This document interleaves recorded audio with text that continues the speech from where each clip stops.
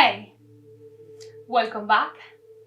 My name is Extravaganza Grotesca. And in this video I'm gonna be talking about something slightly different than what you're used to on my channel. Last Friday I went to see Halloween Kills on the cinema. I gotta say I was quite excited, and because in Spain it got released a week after it did in the US, I've been avoiding the internet for a week. However, it's really difficult to do that in this world that we are living nowadays, and I learned before going into the cinema that this wasn't going to be the last film. Yes, I know some of you might already knew about this, but I didn't, and I learned a couple of days before going to the cinema that there was going to be another film, Halloween Ends, coming out next year. I went to the cinema still excited to watch Halloween Kills, but my mind was in a different mindset because I was ready for a transitional movie. Is Halloween Kills a good movie or a bad movie? Well, I think it's both. I did enjoy watching the film because I love watching horror films and I was looking forward to this one. However, I still don't know whether it's a really good film or a really bad film, because from my opinion, the same thing that makes it a really good film makes it a really bad one.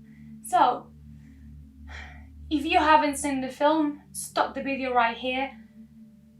Spoiler warning, alarm. I'm gonna be talking about the ending.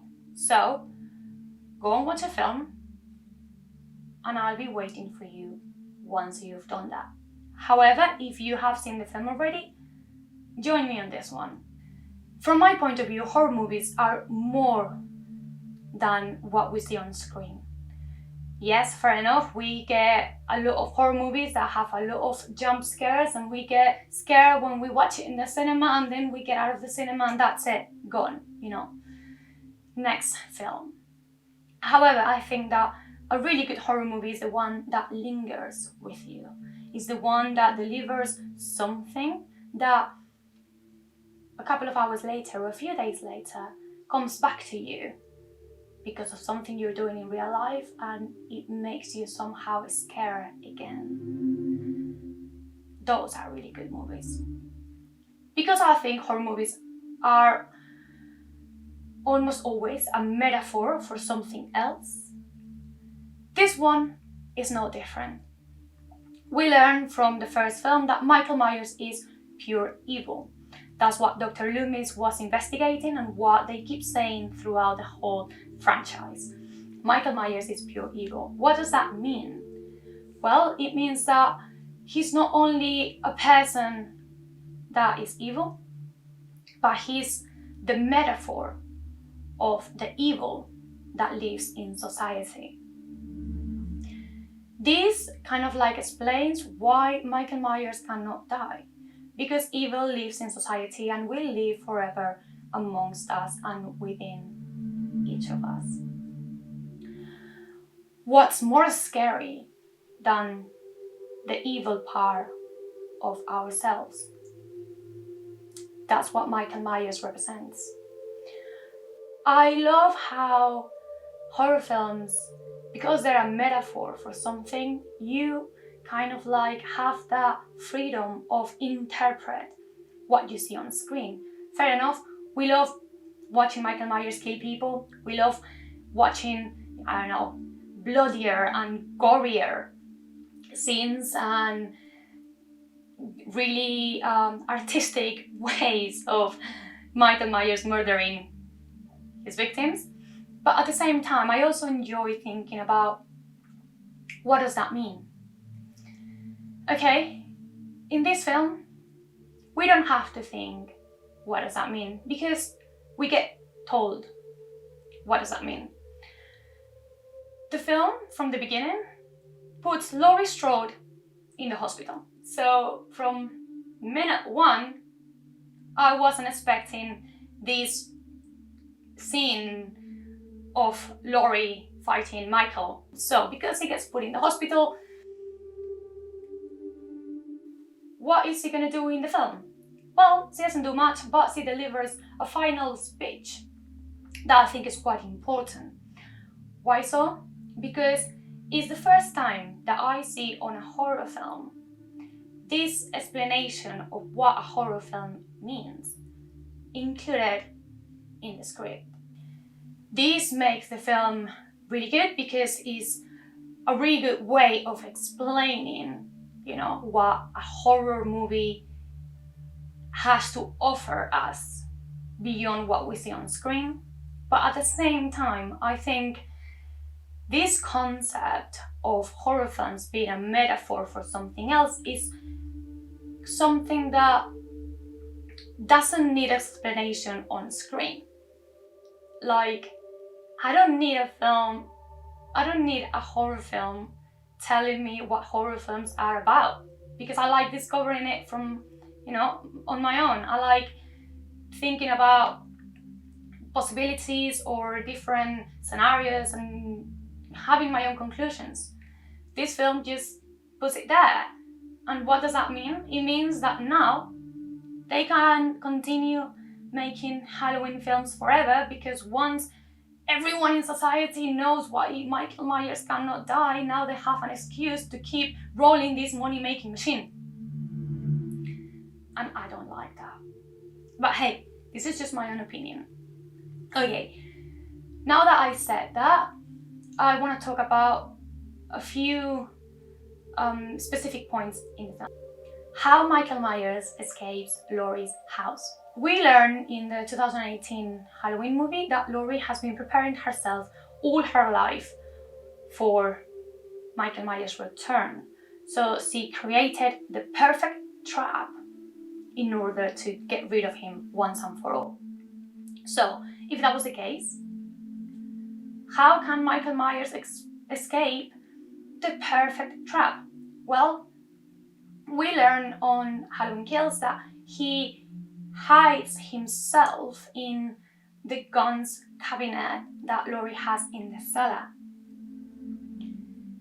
It kind of feels silly that he could hide himself in the closet, because if it's a perfect trap, there would be no way of, escaping the flames, because everything would burn. However, she's been preparing for this her whole life, which means she knows there's a slight chance that he can kill her. I do believe that Laurie could have made a safe space within the cellar just in case Michael traps her in there instead of being the other way around. So, alright, I could buy the fact that Michael used that safe space, which is the guns cabinet, in order to hide himself in there and wait for his opportunity to escape the trap. It's a bit tight, but yeah, okay, I'll buy that just for the sake of keeping joining the sequels. There's another thing I want to talk about, which is the mob scene. What does that mean?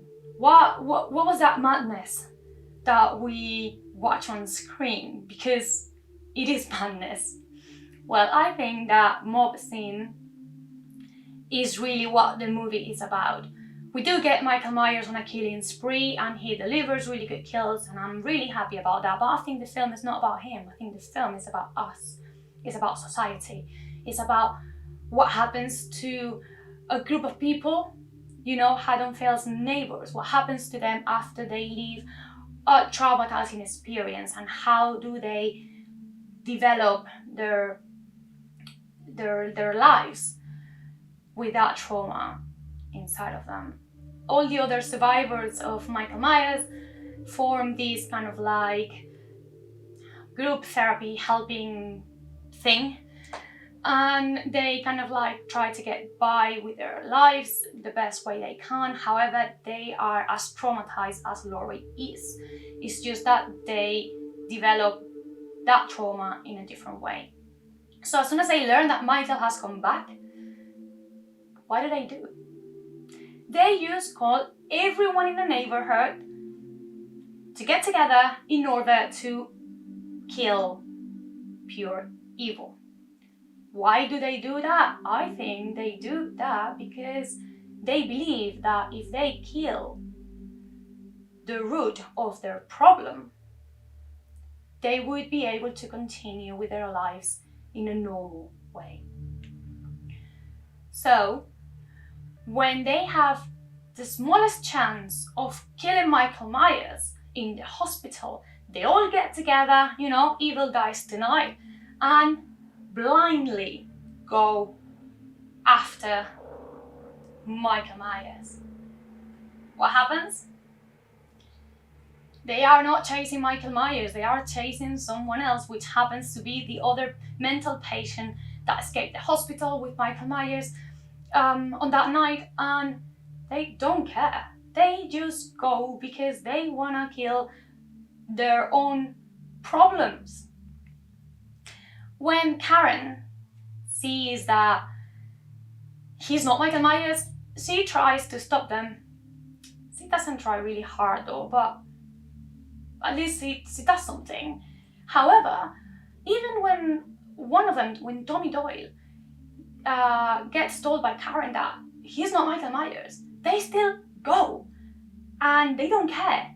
And that's because they don't want to kill Michael Myers. They just want to kill that trauma within themselves. And if they kill the external factor, they believe that they will be happier.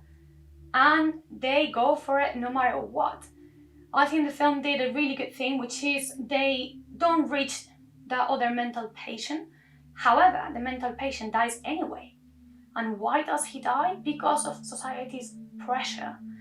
This is something really dangerous because it does happen in real life, and angry mobs are really dangerous. They're just as dangerous as Michael Myers, and that's what the film tries to tell us.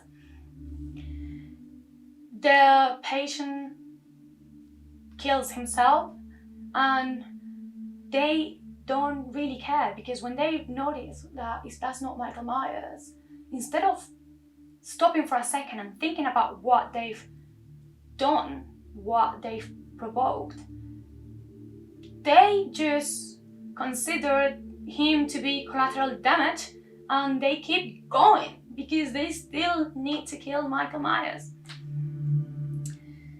What happens when they get him?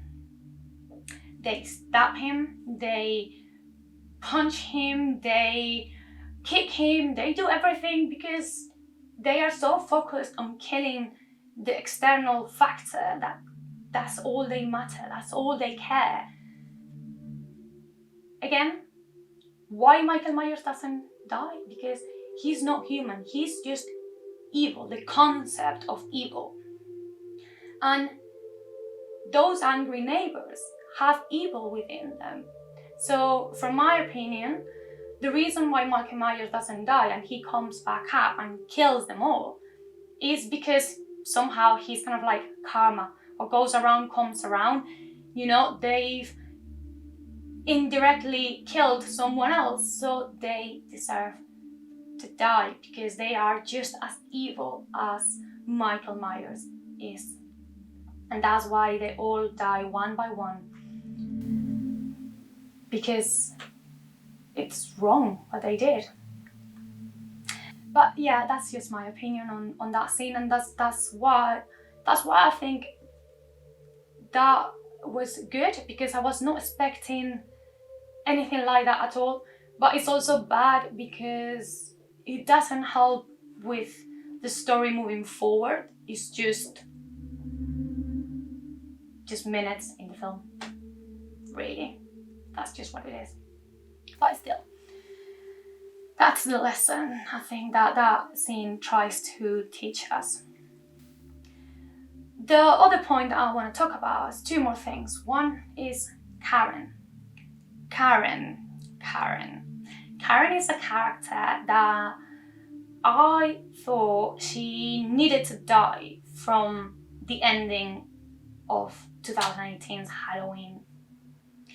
She's just I mean, I didn't like her, but it's not only that, it's also that she needed to die in order for the other characters to meet their own endings as well. She never believed her mother. She blamed her mother for having a really horrible childhood because she couldn't understand her mother's trauma. I mean, I get it, Laurie was quite hard on her. Laurie was obsessed with Michael Myers, with getting stronger and able to, meet him and end with him. And her daughter, because I think she actually never really believed that, he could escape. She never understood her mother.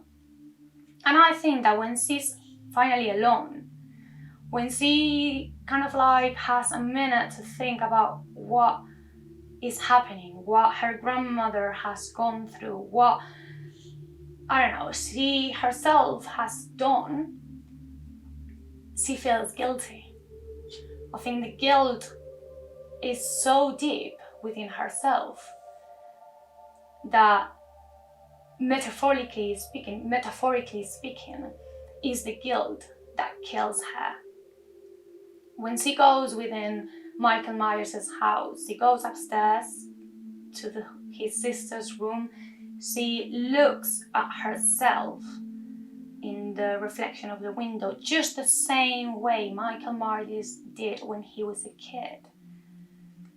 She feels really guilty, and that's when Michael Myers appears out of nowhere behind her and he kills her. I think that's kind of like a metaphor of her committing suicide because she could not stand herself for what she's done. And I think that was a good way of giving her an ending, because I believe that she needed to die in order for Laurie and Alison, the granddaughter, to move forward to meet their own endings. What do you think about it? I don't know if I'm being way too twisted on this, or I don't know, I do like thinking about her ending in a way that she deserved it, really. But yeah, and that leaves us with the final point that I want to talk about. I do have a theory about what Halloween Ends is gonna give us, and I wanna explain it here. I think because Laurie's trauma have made her, or have turned her into a survivor, and all she wanted was to meet with Michael Myers again in order to end with her own trauma. I do think she still had some input in Michael Myers escaping that bus, but that's a different theory.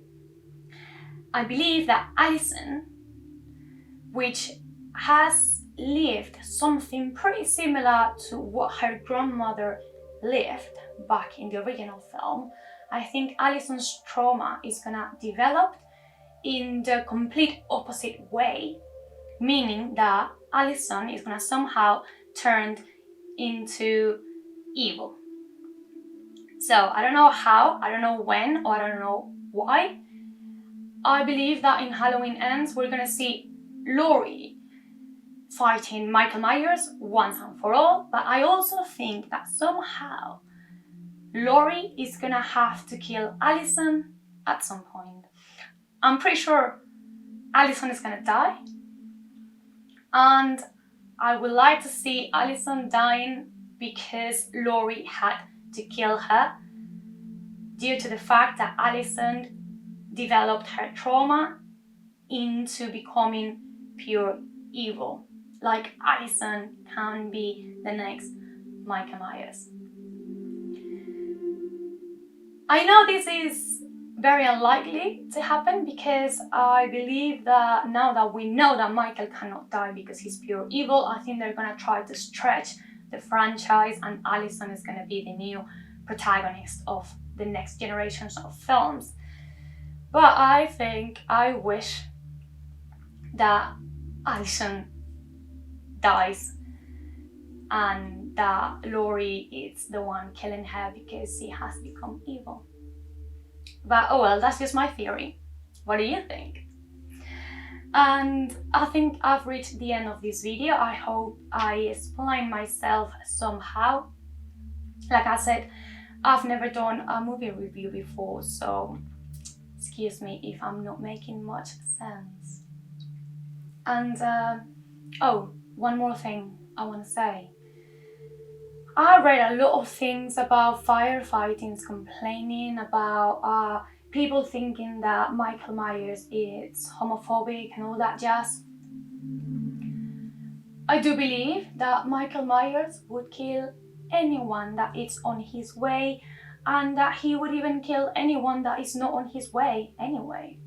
It doesn't matter their job, it doesn't matter who they love, it doesn't matter who they are, it doesn't matter, their race or their nationality. He would kill anyone. And with this, we've reached the end of this video. Please do let me know your thoughts on this film, because I'm still torn in between the thought of the film being really good or the film being really bad. I still haven't decided, and I don't think I will decide until I watch Halloween Ends next year. But still, give me your thoughts on this one, and I'll see you all next time.